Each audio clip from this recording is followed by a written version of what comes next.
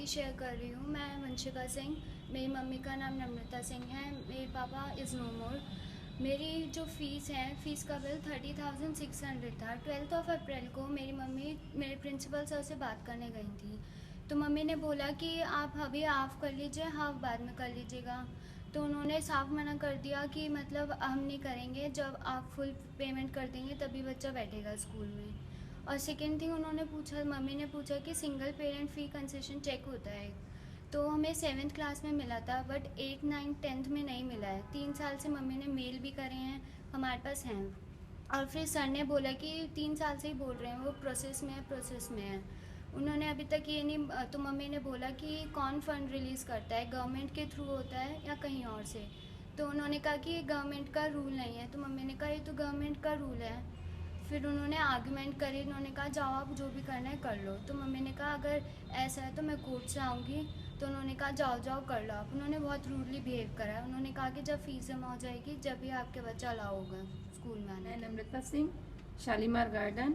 मेरे को एक शिकायत है Saint Mary public school extension 2 principal John William के खिलाफ। ये जो इन्होंने मैं 12 तारीख को अपने बच्चे के लिए स्कूल गई थी कि सिर्फ फ़ी के लिए कि मेरे बच्चे की अभी फ़ी नहीं हो सकती, तो आप मुझे इतना टाइम दे दीजिए कि मैं जमा करा सकूं।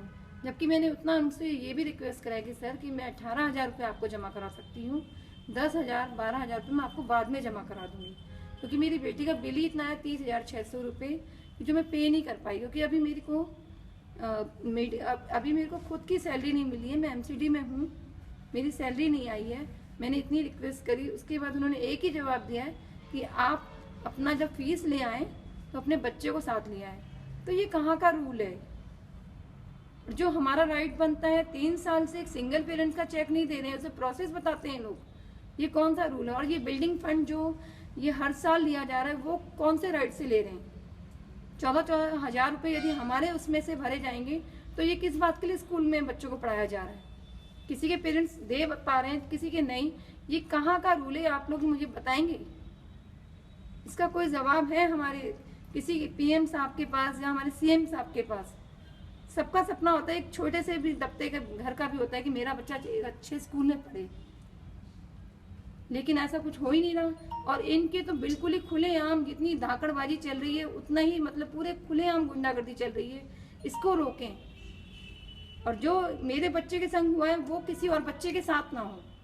और एक चीज और कहना चाहूंगी कि सेम क्लास सेम सब कुछ है, तो एक बच्चे का 30,600 आ रहा है और एक बच्चे का 21,000 आ रहा है। ये क्या मतलब है? किसी का 27,000 है, किसी का 32,000 है। ये कौन सा बिल है? ये किस तरह का इन्होंने बिल पास कर रखा है? ये फी में इतना डिफरेंस क्यों आ रहा है? इसका जवाब चाहिए मुझे। और इसके अलावा मैं एक बात कहूंगी कि यदि ये बातें मैंने अपने बच्चे के हक के लिए लड़ाई ली है, तो मेरे बच्चे को यदि इसने टॉर्चर करा तो मैं सबसे गुहार लगाऊंगी अपने बच्चे के टॉर्चर होने के लिए। यदि इसने मेरे बच्चे का रिजल्ट खराब करा या इसने कुछ भी इसके खिलाफ करा तो आप लोग को मेरा साथ देना पड़ेगा।